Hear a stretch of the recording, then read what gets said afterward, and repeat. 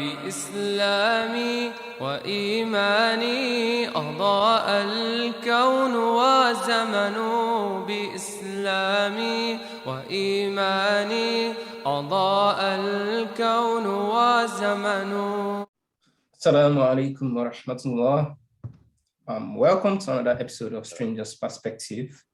In our last episode, we started this discussion about halal earning, haram income, halal vibe, haram vibes.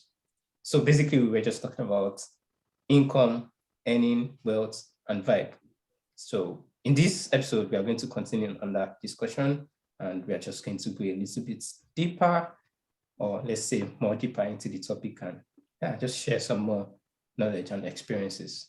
And just like we always say at the beginning of our podcast, this podcast is not only for you listeners, we also benefit from this podcast a lot by sharing our personal experiences with each other and by sharing our knowledge as well. So this podcast is for everybody, including us. Now let's get started.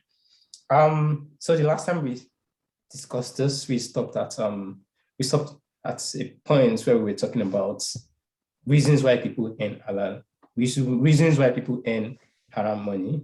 So I just want us to do a quick recap. So what are some of the reasons that we mentioned that people earn haram money? I know like two of the reasons are jealousy and greed, those two things. And yes, so Abdullah, can you just mention one thing and just add one thing to greed and jealousy? Or maybe you just want to say a little bit about greed and jealousy. Anyone, if you want to do. No. So basically, the reason why people earn our money, like you said, greed and jealousy. So greed mostly because we don't want to be satisfied with what we have, right? So we look at ourselves. I'm in this stage of my life, and there is that guy that we probably graduated together, or that guy that we grew up together, but that guy is like far above, like 10 times. So I'm probably still living in a 2-bedroom whatever apartment, but already has like a whole country to himself. So you agree, but to be realistic, maybe he already has his own house, he already has his own car, and all of those things. So instead of being, how do we say this in English? Contented. Contented, right? Yeah. Instead of being contented with what you have, why still striving for more? Like, we are not saying you should settle for mediocre, right? Yeah. You should strive for more, but still you should be contented with what you have. So we want to resolve to haram ways of doing it. So because the reality is most of these people, not all, but a larger percentage of people that are like above, this a very significant percentage are earning it in haram way. So if you want to compete, you either have to like do it systematically halal way, or you have to go the haram way too, and just cross bridges and just jump to the conclusion. So that's one thing. So, and another thing, let's just keep it at that for now. Oh, so I'm going to I kind of like pick two other things from what you said. So greed make people lose their patience, right? Greed make people lose their patience. So people become very impatient as a result of greed. And then another thing that can also make people impatient is peer pressure. Just like you mentioned, like you have some friends, you grew up together, you graduated together, and they're riding Mercedes-Benz S-Class. You're basically, you are there riding Mercedes-Benz. Not even Okada with two wheels, riding Mercedes-Benz. So, those things can really put pressure on people and make them do things they may not really want to do it initially, but if you keep on putting the same pressure at the same point for a long time, I don't know what that is called in engineering, but if you keep on putting the same pressure at the same point for a very long time, you actually get a significant effect on that point. So I think long-term pressure can really cause that problem as well. I'll just add social factor. I think this is what you're trying to say. Oh, yes, I think basically. Last time we mentioned the example of, in our community nowadays, particularly I'm going to be very honest, tech community, particularly on Twitter, success is defined by how much things you can brag. If you can brag that your salary went from 1 million to 3 million naira, and you bought a Mercedes today and you bought G-Wagon tomorrow. If you can brag these things, right? You went to the Maldives and from there you entered US, then you entered the ocean and the sea and whatever. So success is mostly defined by these things. Like people mostly understand success by these things. So, and because this guy is saying and that guy is saying it, so there is this social pressure from people. So people get impatient. They don't want to do the job. They don't want to do the job. And the honest thing is, most of the people that are actually bragging and stuff, they actually, it took time. They didn't start today and became successful today. Most of them might have been there 5 years, 7 years. So, but, oh boy, there's no time. You just want to pam and just get there. So that's another major issue, social pressure. So I think honestly, if can, I will not say people should not brag, right? But yeah, conservatively, honestly. I think Taiwo wants to add something. Yeah, You want to so bust actually, out. with respect to bragging, I think there's one thing about human beings generally. We always need a validator. We always need a validator. Like, if you are earning $1 billion, it is not worth anything until there is someone earning 999 million that wishes to earn $1 billion. Until there's someone that does not have enough for you to, I don't necessarily say look down upon, because that is not usually the intention of a lot of people, but somebody has to just reference You want frame. to feel above. It's basically like a reference frame in engineering, right? Thank you. Exactly. So Your it is very ground. hard to be franco, it's very, very hard to deal with it personally, because it has to be ingrained. You have to know how to, like, oh, and money, let's be very, very frank, money might get you to that. You will want to do it because now you now put yourself The Prophet back into Sallallahu Alaihi that. Wasallam in an hadith, he mentioned that if you see someone, that is far above you, right? That is above you. How come I call? So that you see someone that is above you, then what you should think about is not like, oh, subhanallah, Allah has not blessed me with that or this. So you should look at someone below you, right? So this is like the simplistic explanation of how we can. It's more complex, right? But this is simplistic way that we can approach this. So if you look at someone that is way above you, wallahi, look at yourself. You are way above a lot of people. That probably won't start for you, right? So that will make you be grateful for what you have, and validation doesn't lie in what it is. Our own validation is internal. So what we have is after that we want to use it to, not people's validation. So let's get that clear. Even though we are not perfect, that's that should be the reference frame. Yeah. So that should be what we should strive to make our reference frame. So we should always strive to always reflect back upon that point that, okay, the main goal is the akhirah. May Allah make it easy for all of us. So I'm just going to cap this up by just mentioning another hadith of the Prophet ﷺ. It was narrated by Abu Hurairah. So he said, the Messenger of Allah ﷺ said, there will come a time when a man will not care where his wealth comes from, whether the source is halal or haram. And I think this time we are in is, I don't want to say it is the time, but I don't know. It looks like the time we are in is similar to what is being described in this hadith. And you can see, just like our topic says, halal, haram money, halal vibes. People don't really care about where the money comes from. We celebrate a lot of people. A lot of people. Some, just like we mentioned in last episode, we now have people, association of Yahoo Boys murder. That just goes to show you how low we have gotten now. So let's just talk about something else. And I don't want us to stay too long on that. So I think we should talk about the consequences of haram earnings. What are some consequences of haram earnings? So we can just talk about it based on maybe from the religious perspective and from the general life perspective. So Rukoya, can you start with something? Well, what do you have to say about this? Okay, so consequences of haram earning. Well, no. I think the first thing is it erodes the soul in a way. Like you start feeling less human. So before, you might be finding yourself feeling guilty about some bad deeds that you do, but when you start earning in that kind of way, like a lot of things don't even bother you anymore. And that's with the soul. The more evil deeds you do. So I think one of the consequences is that you lose your soul, you lose yourself. You, if a person dies that way, you end up losing your jannah. No. So I think I just want to add something to what she just said. There was this time, I can't remember, maybe this year or last year. So there was a guy that was caught. So the guy sold, I mean, he was selling people's parts, right? And then this guy was selling people's parts for like 20,000 naira, 10,000 naira, human parts. So I'm just trying to relate to what Rukoya said, right? Like, what state do you think that person's soul will be like? What condition do you think that person's soul will be like? Now, that's a very terrible soul, right? How can you imagine selling somebody's head for 20,000 naira?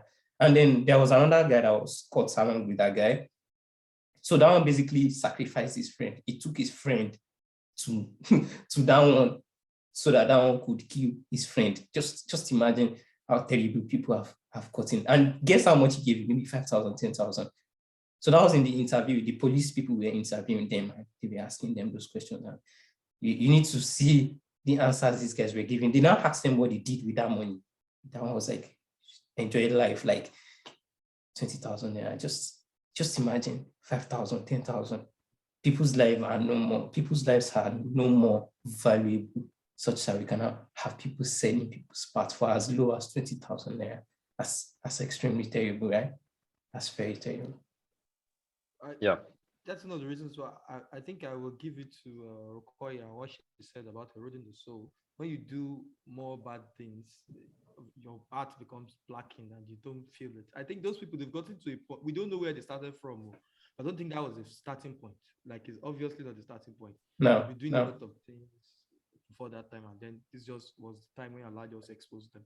I wanted to add to it too that the number two thing is the fact that when you earn haram money, your dua is on a rolling level, because we know about the hadith of the Prophet Sallallahu Alaihi Wasallam. I said about the traveler. No. Hadith. So we know that the fact that you ingest things that are not of halal source, your dua will never be of the accepted ones. And the third thing, which is a mathematical one, I don't want to take too much time, is the fact that you will never earn more than you will ever earn. I think sometimes when somebody sit down and think about that thing, I think it's enough to, I don't know about other people, but as an engineering guy, it's enough to like 1 + 1 + 1 + 1 + 1. Law of conservation of money. Law of conservation of exactly. income. It won't pass that one. So even if you rush it, that's no, it's sometimes from the human mind, what we can understand is very, very limited.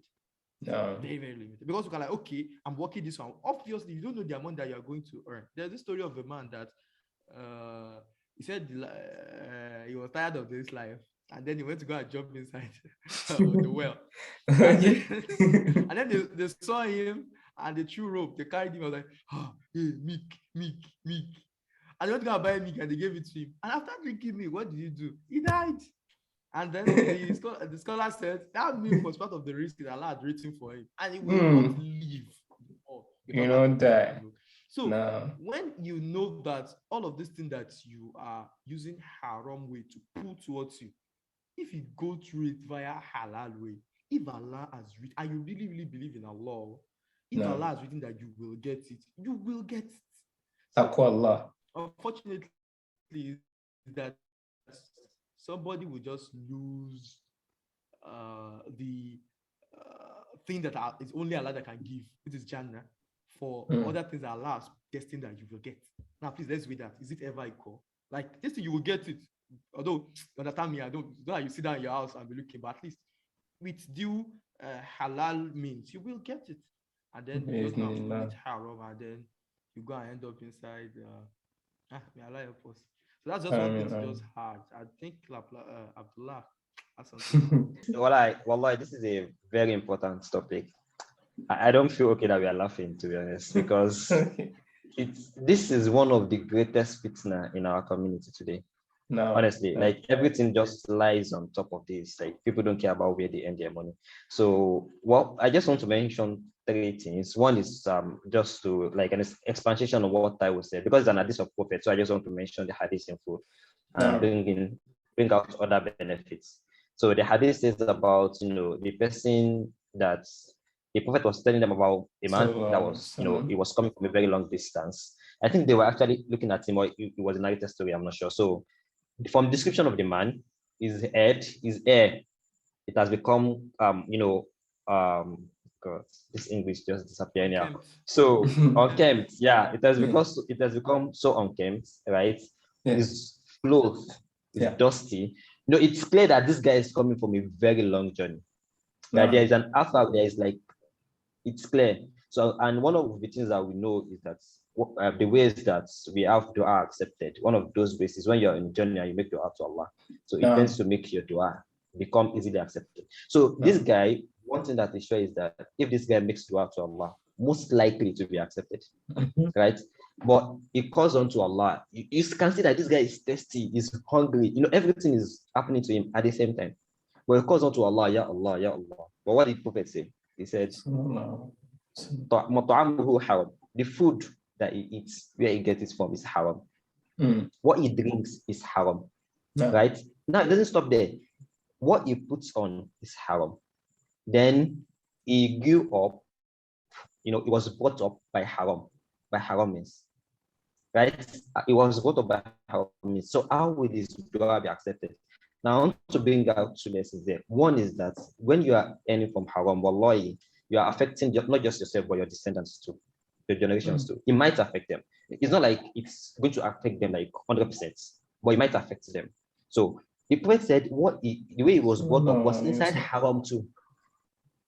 That means all of them have combined together. So scholars have deducted that if you are earning haram, like even if you are a child and your parents, it's clear that these people are earning from haram, you should only collect the portion that you need to survive. I don't know if that makes sense. The portion that you need to survive, what you need to eat, what you need to drink, the enough clothes. That's not when you remember that you have to put on the kind of jalabia that Ibrahim is on. That's not when you remember that you have to do 5 seconds. It's just enough, right? No, serious, just enough that you need, enough food, enough drink, and strive to be as fast as possible to stop collecting money from them. So because the more you have haram, the more problem for you. So this person could not get his dua accepted because what? His food haram, his wear haram, all of these things are haram. That's number one about the hadith that I will mention. Then number two is that Allah says, Inna Allah tayyib. Inna Allah tayyib la yaqbalu illa tayyib. This is one of the clearest, evidence against haram. Allah is pure, He will not accept anything except His pure. So if you earn haram, you go to Hajj, you're wasting your time. Null and void. You do sadaqah, you build masjid in the whole of, you buy a whole country and turn it to masjid Jumu'ah for the whole world. Null and void. Everything that you do from haram, wallah, you're just wasting your time. So, and you want Jannah, you want to do good deeds. So how do you want to do good deeds? Well, from haram means. So this is illogical, like 1 plus, I was saying the mathematics, let me not go into math. So for the point is, if your source is haram, what you spend it on, so it cannot be accepted by Allah. And lastly, barakah. So you lose barakah in your wealth. So that's why a lot of people, one thing about this world is it will never be enough. That's just it. It will never be enough. If you have 1,000 today, you want to have 2,000 tomorrow. If you have 1 clothes today, you want to have 2. You have 1 car. You want to improve at every point in time. So if you are earning this money from haram means, there will not be barakah in your end. It will not be enough. You're always striving for more. You're always complaining. The way you see, you have this money tomorrow, you spend, things will just be messed up because you are earning it from illegal means. Maybe you are cheating someone or you are doing this or that. So yeah, let's say it was from it. I think another thing to always remember along the line is the verse we mentioned earlier, which is وَابْتَغِي فِيمَا آتَاكَ اللَّهُ, right? I mean, Darul Akhirah. All these haram earnings, if one is not careful, right, can also affect, or we definitely also affect our house in the Akhirah, right? Because all those things are, I mean, they are affecting the preparation for the home of the Akhirah. So I just want to close on that point. And, or does Tyler want to add something?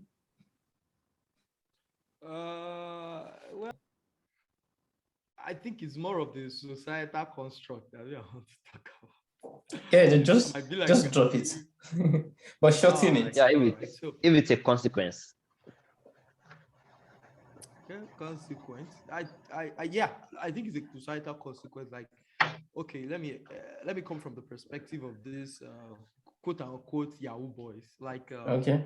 Now, what we don't see per se is the fact that we are all human beings and we are susceptible to certain kind of stimulus, not necessarily physical, not necessarily concrete. Sometimes just what you see will affect you. And then seeing people drive around, if it doesn't affect you, it will affect people that are close to you. And if you are as strong as you think you are, people that are close to you might not be as strong. So, which is one thing I want to probably just point out that is a long shot, but it's very, very important that once you watch the type of company one keeps, it is very, very, very important in this regard. Because when your company consists of people that earn halal, I think you are much more susceptible to what earning in halal means. At least your discussions will be centered around halal, and then alhamdulillah, Allah will help that regard. But if you are like your Shaka Oshoko, you are like you have you have a G, yeah, and your G is driving BMW and it carries you one day, and that AC was like, oh God, this is interesting. You will talk to yourself. You talk to yourself. Now, the people that are able to reset you are those circle of good people, which is one thing I just want to point out. We are human beings who will always have what I'm feeling like. You don't know what I'm experiencing. You don't know what I have seen. I have people that are not as good as me and they are earning this. Yes, you always have people that are not as good as you and that will always earn more than you will. In as much as one believes in Qadar and you know that hard work is not money, that's the beauty of being a Muslim. Like dunya, what is this dunya? Yeah, you will never get equality. It's not possible. But I think I get your point too. That you will get. You're basically saying you're basically saying the earning is contagious, right? So like if whoever you're staying around is whatever their source of earning is can also be contagious in a way. And also you might even eat from itself. Yeah, you might even eat from it. It's just like somebody put on hotspots, right? Free hotspots, free Wi-Fi. Exactly. Well, as long as you are within the vicinity, you can easily tap from. I know we shouldn't go much into this, but I want to agree to disagree on what I was said. Okay. So I agree on the part of you should choose your company. Like it's 100% important. So even Allah says, "Wakuma sadiqin," is that the ayah? That you should be with, like, in short, the good people. That's not the literal translation, but be with the right people. But the part I disagree with is it's never an excuse that you have someone, with the pious. It's never an excuse that you have someone in your midst that is doing this or doing that. Even though we are human, it's never an excuse for you to go into it too. Like, I just want to point that out. Like, it's like, the point I want to make is that, for example, you are a student, right? 100%, every member of your class is already your member, is already like a gang. You're already a gang, even though you might not be like direct associate with them.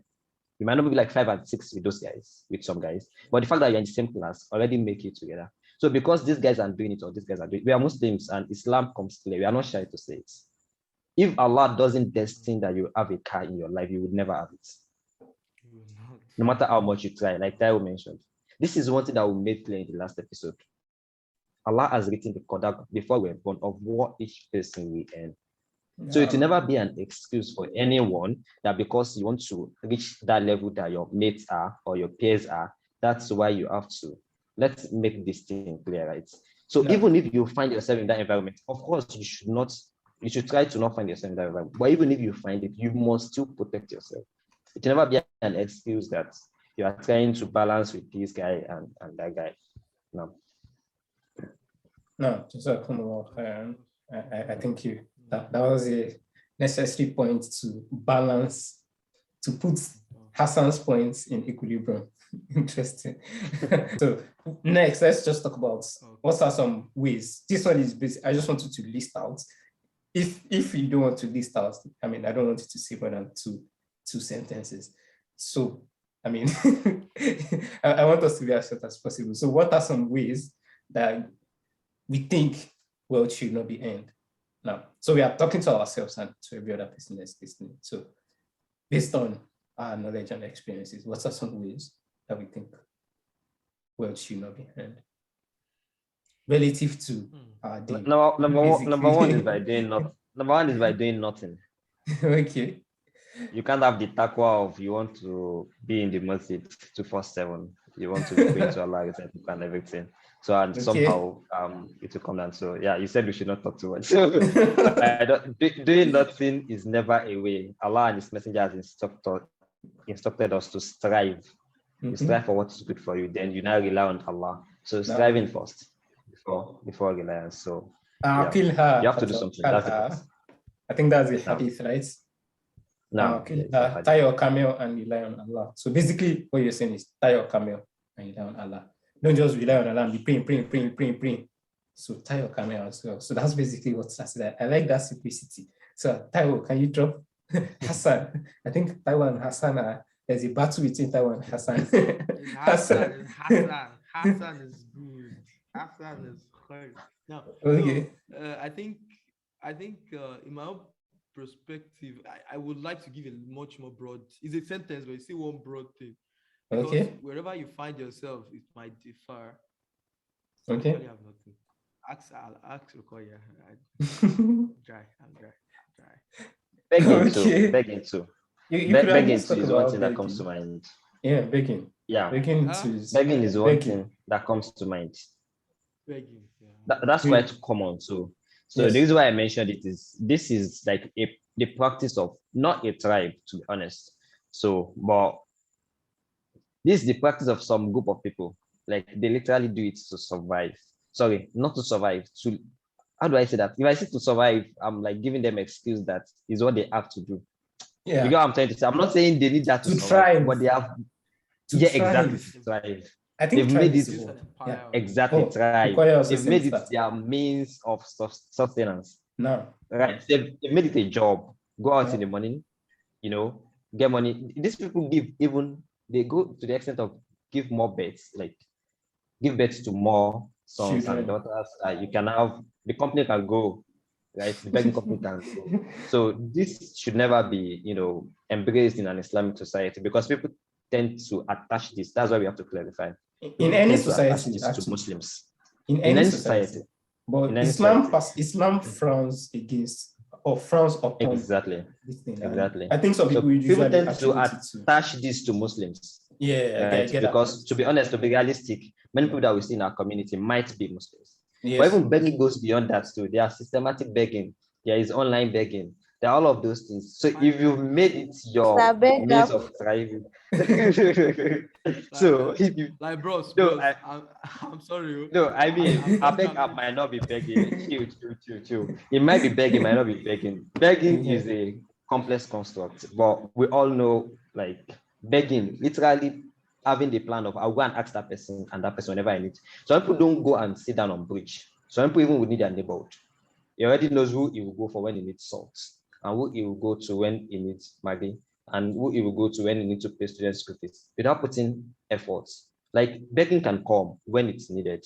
This is not haram in Islam, but it's only to quickly discharge a duty that is upon you and you are not able to discharge it. To survive and not to thrive, basically.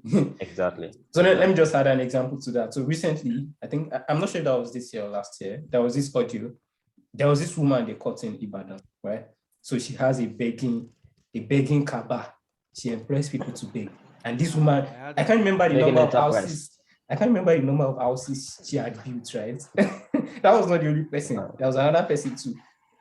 You understand? Imagine building a house based on the enterprise of begging. That what kind of baraka is going to be in that kind of house? I mean, yeah. So I think that we should have some ideas at this point. Hassan should have some ideas. So drop at least like 2 things.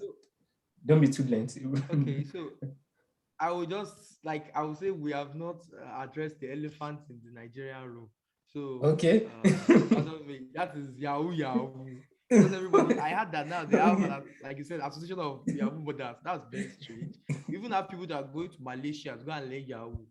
In my life, I don't know that those travelers go and learn something. Wait, why Malaysia? Yahoo outside. Why Malaysia? I think they don't have extradition laws or something like that. It's very, very strange. I don't know. That's quite strange. Oh. So that is one thing.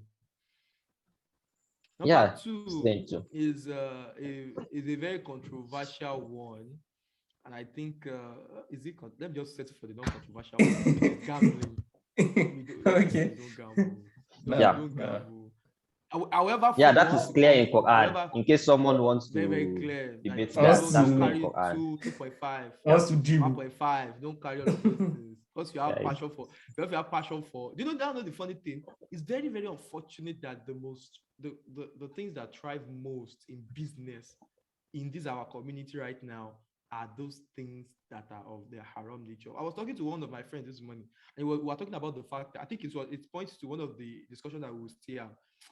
How to save, like how do you manage your money? So it was giving me ideas, but as Allah will will it, he's not a Muslim. And so he now say, in fact, I like the way he even said it. Even though that you are a Muslim, he said, you can be lending people money. I say, man is not there. We don't do that. Like, you earn you money. Can't find one guy. And they start talking about gambling. Start talking about beer parlor. We don't do that because it's lucrative. We are Muslims. We don't do that. So I will stop at that point. And let me quickly recite out the ayah in case someone right. wants to confirm this, right? So in Surah to Ma'idah, which is chapter 5 of Quran, verse 90. Now, it says, "Oh believers, intoxicants like alcohol and stuff like that, gambling, right, idols, and drawing lots for decisions are all evils of shaitans and work. So shun them so that you may be successful." So you may be successful. So we are talking about successful in hereafter. So gambling is 100% because some Muslims today actually, for instance, most Muslim gamblers.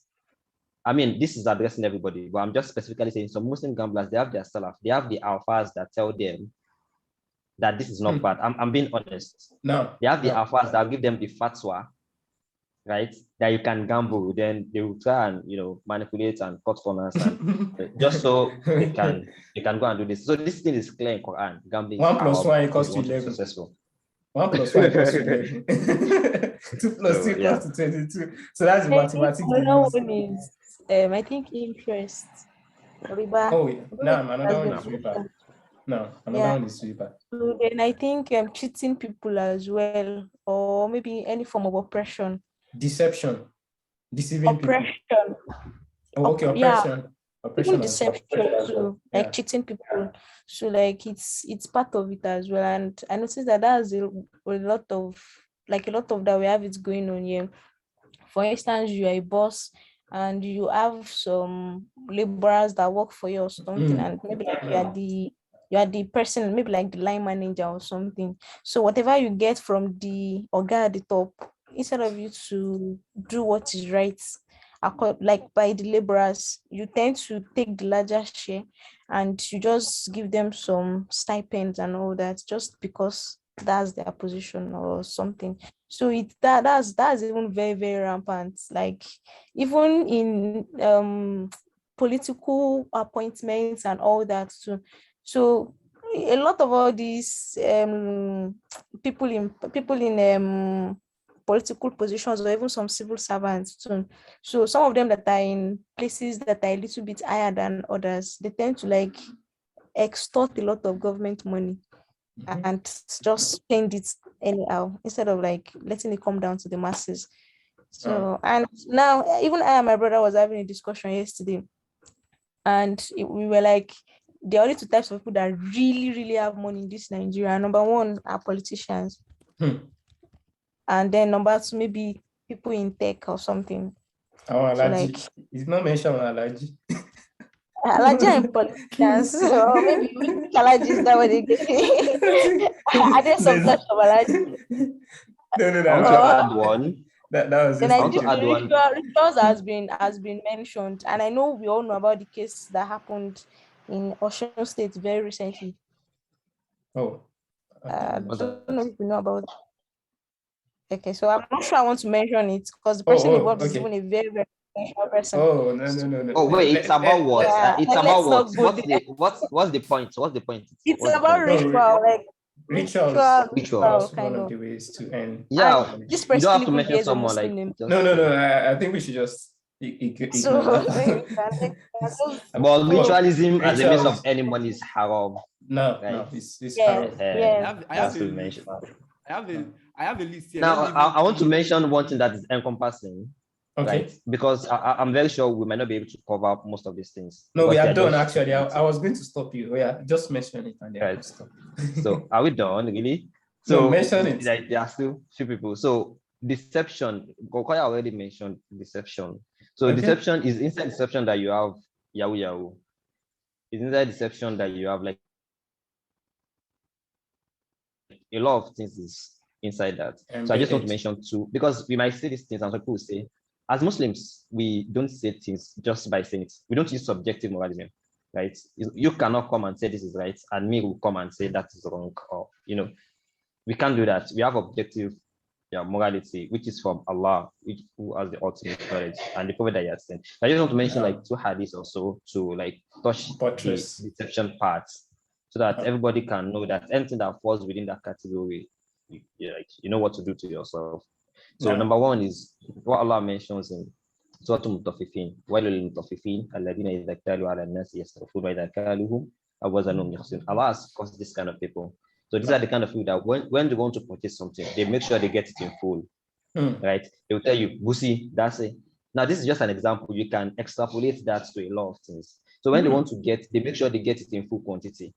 Right? But when they want to sell it back, they will go and use they will take all these measurements, bowls. They go and eat it. They will go and eat it. They will try and shrink the quantity. So they want to get it in full, but they don't want to return it back in full. So this is one example. This kind of people, Allah has forced them, and this really affects people that sell products, right? People that sell stuff. When they want to purchase, they purchase in full. When they want to sell, they can do magu so that they can reduce the quantity. So that's number one. Then there are hadiths of when the Prophet was passing in the market. Was passing in the market, and there was this person selling, what we can call like grain, like just like agbado, for example, like grain. I can't really translate what like in Arabic what it means in English. Maize. So like something like grain or like maize or wheat. Exactly. I think you should use wheat.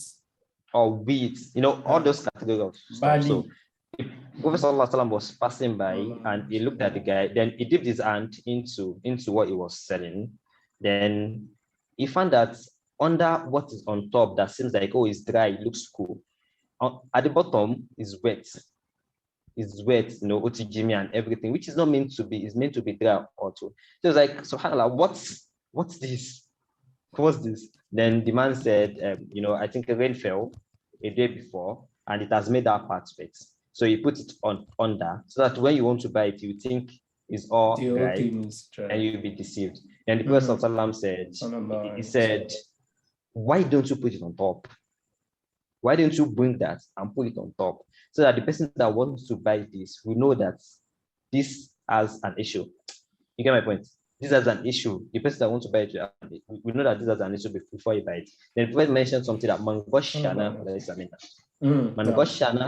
whoever deceives us is not one of us. Is not one of the Ummah of Muhammad. So you should not deceive people. So we can extrapolate this to people that sell house, people that sell car. They want to sell phone or car. They will know that this thing is faulty. They will, a day or 2 days before, they will go to panel beaters or whatever, or engineers. They will help them adjust it, package it. It will look like, oh, mashallah, this car is awesome, or this phone is awesome. And they are hidden faults. They will not come out clear to you that this is So after 2 weeks or 3 weeks that you buy it, you start running into a lot of problems. So you can honestly extrapolate this to a lot of things that we do in this world. So we just have to know we can't deceive ourselves, because even if you are not put to this world, judgment day is waiting for you. So that's just I want to add exception. I think I think you've covered most of it. That's a very encompassing explanation and example. So I'm just going to cap it with something I heard from an ustad or a sheikh recently. So the last thing I'm going to add is that some people earn by borrowing money with the intention of not returning it, and they don't actually return the money. So he gave an example that there's this culture in some places in Nigeria, right? I think in Yoruba land, from what you start to mention, that some people purposely owe with the mindset that there's a general mindset in some places that when you owe people, you are going to stay longer in life. Like when you owe people money, because the person you are owing money is going to be praying for you. So that automatically means the person will be praying that you should not die. So that automatically means you spend longer in this life. So basically, some people owe because of that. That's the only. It's not like they don't have the money; they have the money, but they are purposely owing the person because of that mindset that the person will be paying for them and they will live longer in this life. Just imagine that mentality. That's very, very strange. Actually, that is quite strange. This is the first time I will hear. I know people borrow money with the intention of not returning it, but this clause that they want to live long, that's bizarre. It may not be everyone that use the clause, right? So some people may just be doing it because they just want to get away with it, but some people are doing it because they have that mindset. They have the money to pay, right? They just have that mindset that because they are owing this person, they will live longer. Please, you forgive me. This is really important. Like this has been on my mind for long. So please let me just mention it, please. Okay. And that's selling what is unlawful. Please let me mention this. Please. No. So selling what is unlawful. No. Selling what is unlawful, or primarily facilitating what is unlawful. So I'll give like a strict example. In my street where I lived while I was in school, while I was an undergraduate, right? So because I'm not. So where I live, there is something that is really fun to a lot of sellers for life, and this happens to you can, as I always say, you can extend this to many things too. No. So there are a lot of people on the streets that drink alcohol, drink pelebe, drink all those intoxicants that we mentioned in the ayah of the Quran, Surah Maida, that it's haram, that you should drop it if you want to be successful. Now, a lot of people doing this thing. It's one of the most moving markets. Like, it's one of those markets that you can, like, very lucrative. You can go from 0 to 100 in a few days, right? So, but they are Muslims. They don't consume it. Their children don't consume it. But just because they want to harness this opportunity and make money from it, they sell it. This is haram. This is haram. The scholars have made it clear. Quran has made it clear. But I want to ask yourself on what is right and not what is haram. So if you are primarily facilitating haram, you remember the hadith of interest. The person that signed it, the person that witnessed it, not just the person that took the interest. You remember one of the people that add ear to females, the person that did it. So the people that primarily facilitate haram, you are not consuming alcohol and all of these things, but you are the one saying it because you want to make money from it. This is haram. This is haram. You want to make money from it, but you are saying you don't want to consume it. Like, come on. You are deceiving us. You want to eat your cake and have it. At the same time, it is not possible. And the unfortunate thing is the fact that a lot of these people that they partake at this, they don't usually have a lot of people that tell them it is haram. It's very, because to be frank, it is very hard for a child or for somebody that does not really just to say, you look at you like this. Is that not what I used to raise you? And we enter into another realm of shalai. So I think everything also boils down. But we should learn to correct them with hikmah. Exactly. We should learn to correct them with hikmah. Yeah, because like you said, I also stay around that your street. I've seen something I'm just like, well, but that hadith now, like. But at least if we spread awareness, even if we can't correct them directly, if we spread awareness, Have you wanted to do something haram before, or you want to miss Salah, you want to be lazy, and someone that is even non-Muslim and say, "Sure, will you not go and pray?" Do you get what I'm saying? If we spread awareness and people know, people can start asking these people, do you guys, it's not haram in your religion that you should not consume alcohol? Why are you saying this? I don't know if you spread awareness, it's like knowledge. If it spreads well, it will cure a lot of things. No. So I have to stop you guys at this point because I think we have overstretched this episode again. Alhamdulillah, I think we've said a lot of things that are very beneficial, and I must say I've really learned a lot from all of you, brothers and sisters, and may Allah make this knowledge that we have shared beneficial to every single one of us, and may Allah make us be able to prepare for that akhirah, which is our main goal. So I just want us to conclude at this point, and I want each one of you to give a concluding statement. So what is your... Yeah, I want it to be very short. When I mean short, like short, you get it. Bismillah. All right. Hassan. So I'll go first now. So on a conclusive note, whatever you will earn is what you will earn. And what better way for you to earn it than the way that places the creator of the world. I think we should personalize it. If you say whatever we will earn, I think you should just personalize it. Whatever we will earn. So don't so whatever exclude us. Whatever all of us will earn. We will earn. So what better way to earn it than the way that pleases Allah, Rabbul Alamin. So strive for the best, earn the best, pray to Allah, and everything will end well, inshallah.